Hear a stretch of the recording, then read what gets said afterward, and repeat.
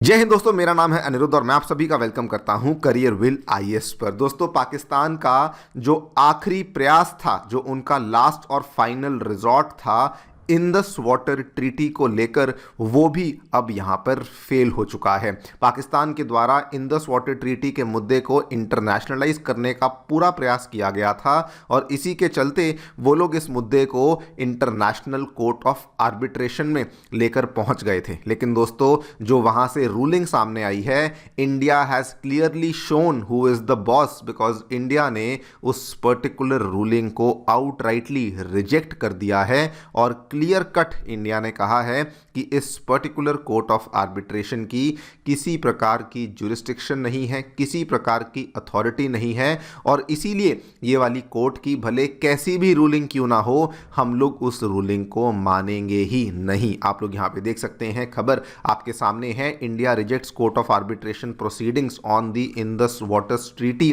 Government says कि हम लोग इस कोर्ट की लेजिटिमेसी को रिकॉग्नाइज करते ही नहीं है। यहाँ पर भी आप देख सकते हैं, India rejects Hague water court proceedings calls in the treaty case illegitimate. बल्कि यहाँ पर आप देखिए, इस पूरे के पूरे इंडिया के स्टेटमेंट के बाद पाकिस्तान जो है वो एकदम से, वैसे तो वो ऑलरेडी उनकी हालत इस चीज़ को लेके बहुत ज़्यादा ख़राब चल रही थी, लेकिन उनकी जो परेशानियां हैं ये और भी ज़्यादा बढ़ चुकी हैं। बिकॉज आज मॉर्निंग में पाकिस्तान के पीएम शहबाज शरीफ के द्वारा इस चीज़ को लेकर पैनिक जताया गया है, कंसर्न जताया गया है, जब इंडिया ने इस पर्टिकुलर रूलिंग को रिजेक्ट किया है। क्या यहाँ पे हुआ है, क्या इस पूरी चीज़ का बैकग्राउंड था, वो सारी की सारी चीज़ें मैं आपके साथ डिस्कस करूँगा। किस वजह से पाकिस्तान पैनिक में है, यूँ तो हम जानते ही हैं, लेकिन फिर भी हम लोग उसके बारे में चर्चा भी करेंगे। लेकिन दोस्तों, इंडिया यहाँ पे रुक नहीं रहा है, बिकॉज अगर आप देखें, this is a very very power move by India. Just आज से एग्जैक्टली एक महीना पहले की बात है,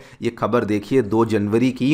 इंदस वाटर ट्रीटी को लेकर इंडिया बिल्कुल क्लियर हो चुका है कि हम लोग यहाँ पे पाकिस्तान के हिसाब से नहीं चलने वाले हैं, जो अभी तक हम लोग चलते आ रहे थे। आप देखिए, इस पर्टिकुलर एक महीना पहले जो खबर आई थी, इसमें इंडिया ने ऐलान किया था चेनाब नदी के ऊपर एक नया हाइड्रो इलेक्ट्रिक पावर प्रोजेक्ट हम लोग लेकर आएंगे। 3200 करोड़ का डैम हम लोग बनाएंगे, that is going to be Dulhasti 2 dam. और ये वाला जो डैम था, इस चीज़ को इंडिया ने जैसे ही क्लियर किया, साथ में ये भी बता दिया था कि ये केवल अभी शुरुआत है, बिकॉज आने वाले टाइम में हम लोग ना केवल यहाँ पे और डैम्स को बनाने वाले हैं, बल्कि हम लोग यहाँ पे रिजर्वॉयर के माध्यम से अपनी जो स्टोरेज कैपेसिटी है उसको भी बढ़ाने वाले हैं। और अब पहले ये वाला मूव, और अब दोस्तों ये वाला मूव जब हमने इंटरनेशनल रूलिंग को भी रिजेक्ट कर दिया है। बात करेंगे इन सभी चीज़ों के बारे में, क्या देखने को मिला है, व्हाट इज द बैकग्राउंड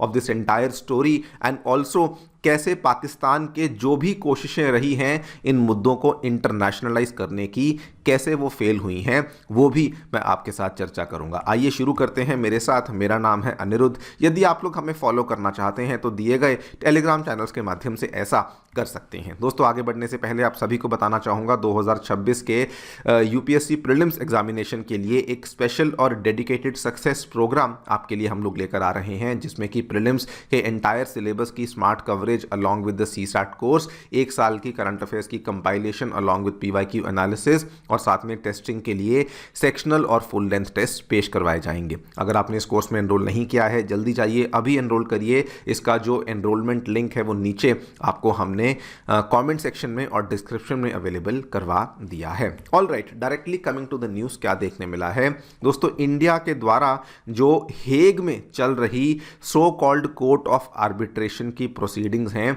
उनको एक बार फिर से रिजेक्ट कर दिया गया है। इंडिया ने क्लियर कट बोला है कि ये इलीगल हैं, ये इलेजिटिमेट हैं, ये बिना किसी जुरिस्डिक्शन के हैं, और ये असल में इंदस वाटर ट्रीटी को ही अपने आप में वायलेट करती हैं। ये वाली प्रोसीडिंग्स यहाँ पर होनी ही नहीं चाहिए थी। और यूं तो आपको बता दूं कि इंडिया ने इस पोजीशन को कई बार पहले भी रिआइटरेट किया है, दोहराया है, इसी पोजीशन को हम लोग मेंटेन करते आए हैं। लेकिन इस बार जो ये इंटरनेशनलाइजेशन की जो कोशिश करी गई थी पाकिस्तान की, उसको ओपनली और आउटराइटली इंडिया के द्वारा रिजेक्ट किया गया है। इंडिया का स्टैंड बड़ा क्लियर, बड़ा फर्म है कि इंडस वाटर ट्रीटी एक स्ट्रिक्टली बायलैटरल ट्रीटी है बिटवीन इंडिया एंड पाकिस्तान, और इसमें किसी भी तीसरी पार्टी को इंटरवीन करने का कोई भी हक बेसिकली नहीं है। ये पूरा का पूरा मुद्दा यहाँ तक कैसे पहुंचा, इसका थोड़ा सा आपको बैकग्राउंड बता देता हूं। दोस्तों, पिछले साल आपको याद होगा अप्रैल 2025 में पहलगाम में जो हुआ, उसके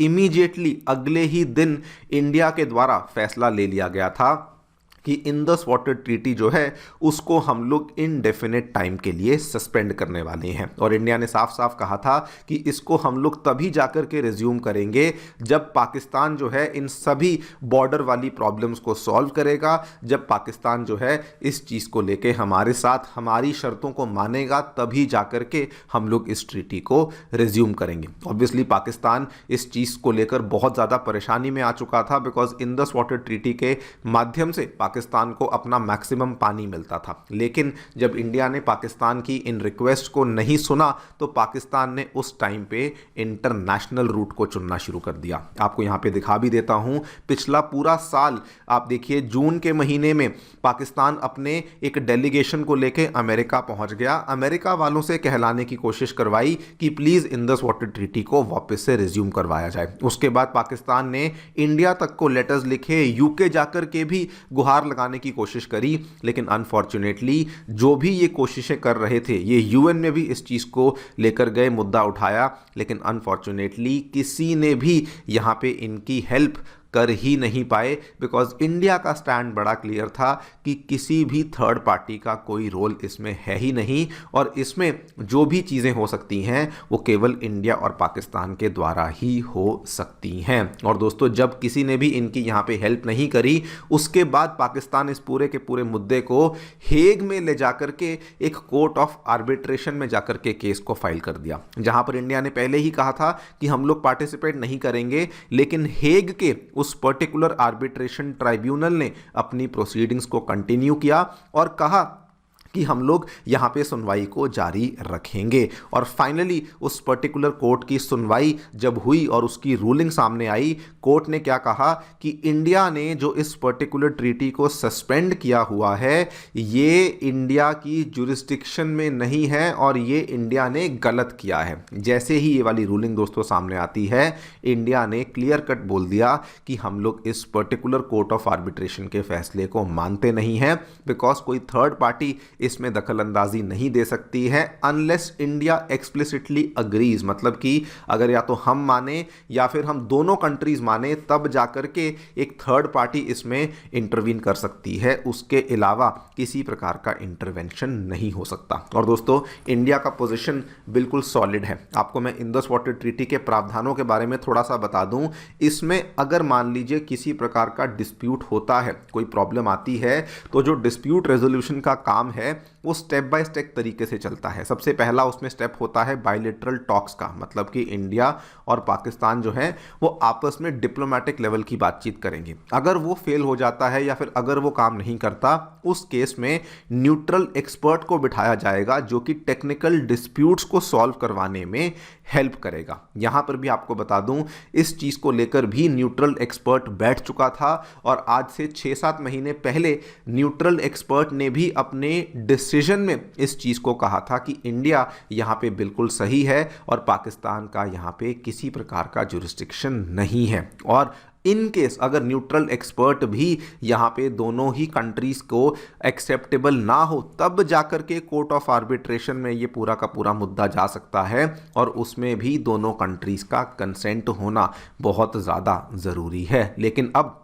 सबसे पहले तो पाकिस्तान ने ना तो बायलैटरल टॉक्स का रूट चुना, ना ही न्यूट्रल एक्सपर्ट के रूट को माना, और सीधा इन्होंने दोनों को बाईपास करते हुए कोर्ट ऑफ आर्बिट्रेशन में इस मुद्दे को ये ले जाकर पहुंच गए। लेकिन दोस्तों, अब इंडिया ने उस पर्टिकुलर मुद्दे को रिजेक्ट कर दिया है फॉर 2 रीजंस। एक तो जुरिस्डिक्शन नहीं है और दूसरा पाकिस्तान ने स्टेप बाय स्टेप प्रोसेस को फॉलो नहीं किया। इस चीज़ का रिएक्शन पाकिस्तान से क्या आया?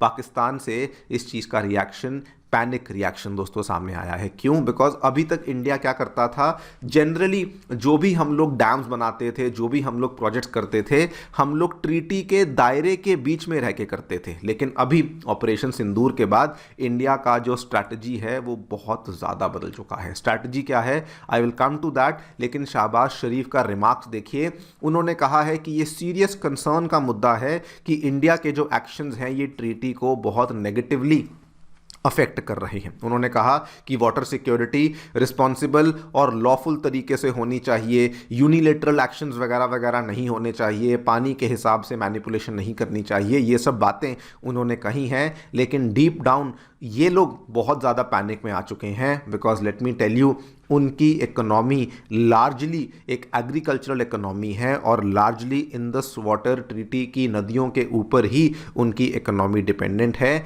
अगर इंडिया यहाँ पे जितना टाइम इस ट्रीटी को हम लोग सस्पेंड रखेंगे उतना टाइम इनके लिए प्रॉब्लम्स बढ़ने ही वाली हैं। बल्कि इतना ज़्यादा पैनिक में पाकिस्तान आ चुका है कि अब वो लोग भी डिप्लोमेटिक सोल्यूशन की यहाँ पे रिक्वेस्ट कर रहे हैं। वो कह रहे हैं कि हम लोग इंडिया के साथ पानी को लेके बातचीत करने को तैयार हैं, लेकिन इंडिया ने उस चीज़ को भी रिजेक्ट कर दिया है। इंडिया ने कहा है कि बातचीत तभी होगी जब आप लोग जो ब्रॉडर सिक्योरिटी कंसर्न्स हैं उनको एड्रेस करेंगे, अदरवाइज हम लोग आपके साथ इंडस ट्रीटी को लेकर बातचीत भी नहीं करना चाहते हैं। और दोस्तों, जो मैं इंडिया की स्ट्रैटेजी की बात कर रहा था, इसी वजह से पाकिस्तान बहुत ज़्यादा परेशान है। बिकॉज इंडिया एक तरफ उनके साथ बातचीत करने से इनकार कर दिया है, रूलिंग्स को रिजेक्ट कर दिया है, लेकिन दूसरी तरफ इंडस ट्रीटी के तहत हम लोग हमारे जो प्रोजेक्ट्स हैं उनको लगातार यहाँ पे पाइपलाइन में डाल चुके हैं। पिछले महीने की खबर देखिए, दुल्हस्ती 2 डैम को हम लोग ऑलरेडी क्लियरेंस दे चुके हैं। यहाँ पर अगर आप देखेंगे चेनाब के ऊपर ये दुल्हस्ती है, ये दुल्हस्ती 1 बेसिकली ऑलरेडी बना हुआ है। इसी के बगल में दुल्हस्ती 2 को एनवायरमेंटल क्लियरेंस दे दी गई है, जो कि 260 मेगावाट का run of the river hydro electric scheme होने वाली है, जिसमें कि ऑलरेडी 390 मेगावाट की कैपेसिटी हम रखते थे, अब उसमें ये वाली कैपेसिटी को ऐड ऑन करने वाले हैं। इतना ही नहीं, पिछले साल ये भी खबर सामने आ गई थी कि 113 किलोमीटर लंबा कैनाल बनाया जाएगा, जिससे कि सरप्लस पानी को, इंडस के पानी को पंजाब, हरियाणा, राजस्थान तक लेके जाया जाएगा। इस चीज़ का जो स्टेटमेंट है खुद हमारे गृह मंत्री अमित शाह जी के द्वारा दिया गया था। इन्होंने कहा था